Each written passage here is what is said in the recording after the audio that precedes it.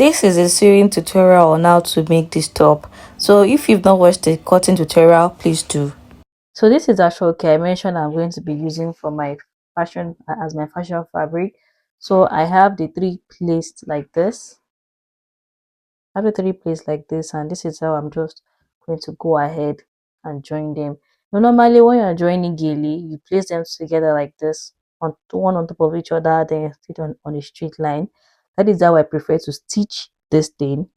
Some people like to put the ears like this and just stitch by some tiny allowance, but I don't want that. I want to stitch my own the way gilly is usually stitched together. So by the time I'm done stitching, it's going to be like this all the way down. And I'm going to go ahead and also gum my stay to the wrong side of this. This doesn't have a wrong side. I'm just going to choose a part that I want to use at the wrong side. So I'll choose the wrong side and then iron my cotton stay on the wrong side of the fabric. Then also on the crepe as well, I also iron stay on it. At this point here, I've gone ahead to cut out my patterns on the fabric and also on the lining. For the part that are the side front and the side back, I added 1.5 inches as my sewing allowance by the sides. Then these other edges, every other part aside from the sides, I added half an inch all over to serve as my stitching allowance. Then this side back and this side front by this side are the only places that I had 1.5 inches seam allowance. Then for the center back, I did not add any allowance or the zip part because the zip allowance is already serving as enough allowance, so there is no need for stitching allowance at that side. So I went ahead to cut the fashion fabric, which is the actual in two pieces for this center back, and also two pieces that is having at the lining. They are both stayed. Then the same thing for this side back as well. Two pieces cut like this for the fashion fabric, then also two pieces for the lining as well. For the center front, this is cut on fold, one piece for the actual and one piece for the lining cut on fold. Then the side front as well, two pieces for the actual and then two pieces for the lining. So we'll proceed now and cut out the padding. So now I want to go ahead and cut the wording for this. Now this is the center front. It will be cut on fold for the wording part. And when cutting the wording, it is advisable that it ends at the under bust here. So by just following the under bust line, and then we'll go ahead. Let me just pin this down so it will be easy for me to cut. And now because your pattern is extending up here, doesn't mean you're cutting the whole wording up here as well. So you can just cut half and just stop somewhere around here before your design that you have up here. So for this, so it's going to be like this. Then I'll go ahead and add like half an inch stitching allowance at this point here, just half an inch, just like you did on the fabric itself. So I want to end the I want to start the wording from somewhere around here. So this part is what I'll be cutting out.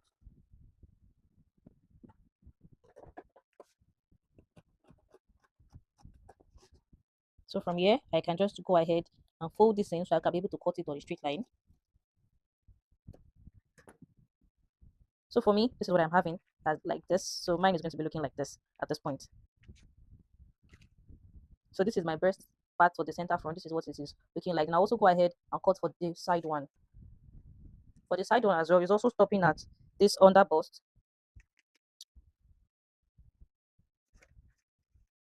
We'll be cutting two pieces of this.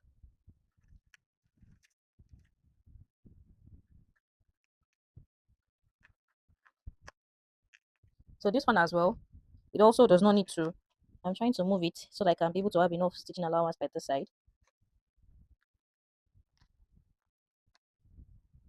So I want to stop that around here so it is not going all up. You can just try to bring back your, so that you know the length of what you are cutting. So I'm trying to cut mine around here. It's going to stop around here. So I'm going to go ahead and cut with half an inch stitching allowance at this point.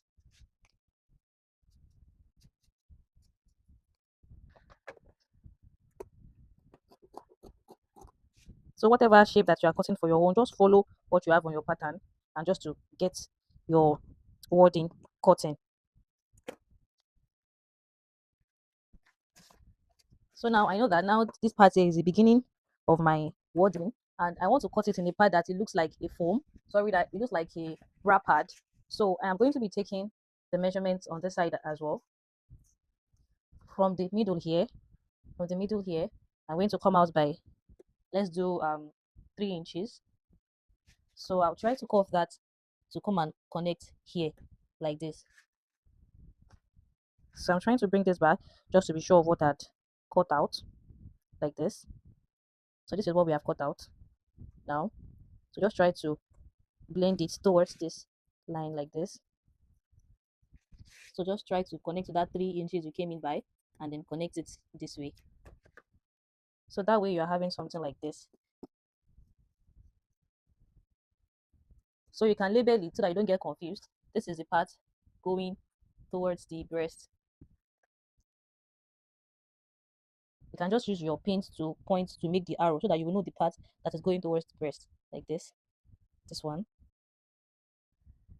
So like this, so you know that this is the part that is going towards the breast. So I have gone ahead to attach the wording to this lining, and this is what they are looking like.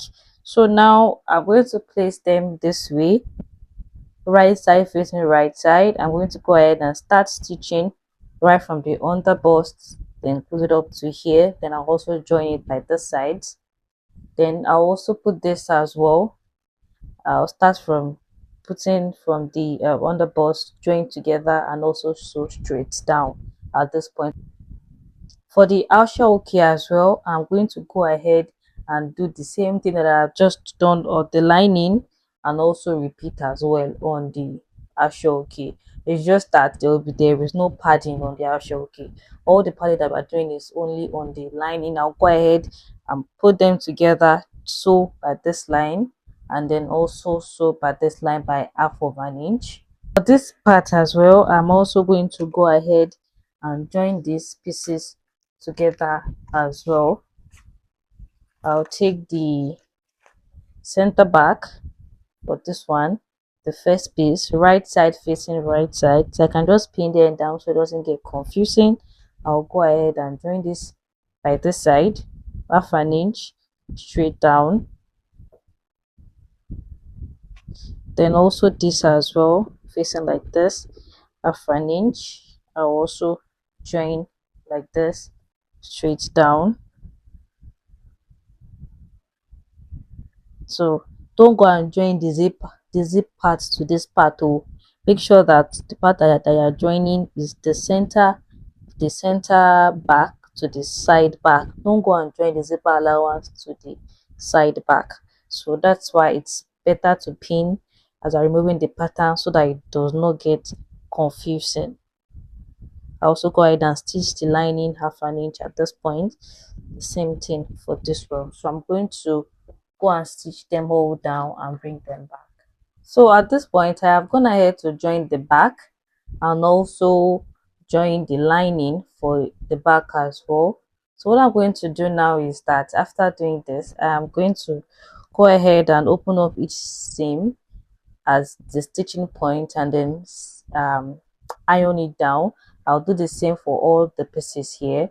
Then for the front as well, I've gone ahead to join the bustier area and every other part to it. I try as much as possible when cutting, try and align the lines, but some were aligning, some are not aligning. So when you're trying to do your own, just try to make sure that you are trying to align yours. So now at this point, now that I've gotten this bustier part, I'm going to go ahead and open up this seam and iron it. So this is where my bust arm will come in. I need this bust arm so that it does not go flat while ironing. I'm going to put this bust arm underneath this bust area, the cuffed area, and then go ahead and use iron and press it down towards this side. Then the same way as well, I will also do that. So after ironing it with my bust arm, I'm also going to place this pillow here like this, and so that I'll be able to iron this way just to get out a nice shape. I'm going to go ahead and also do the same thing with this part. This is the bust one. This is the part that we added the best word, I mean the wording to. So I'll go ahead and do all of this ironing.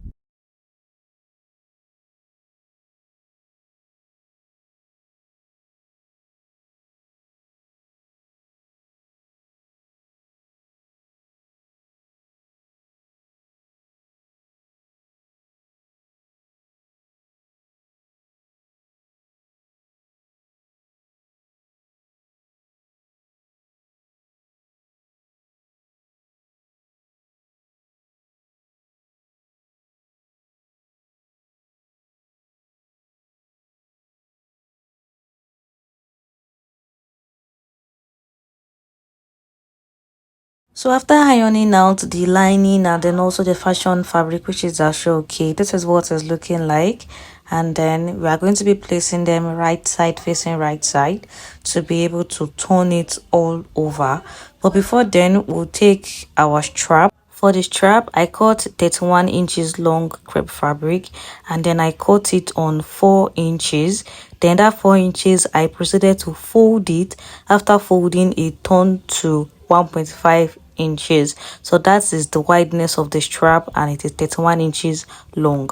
So to join the strap to the fabric, you have to place it in between the lining and the fashion fabric itself. Make sure that it is in the middle. Then go ahead to turn all around with your lining. With the back pattern now, I'll go ahead to fix the zipper.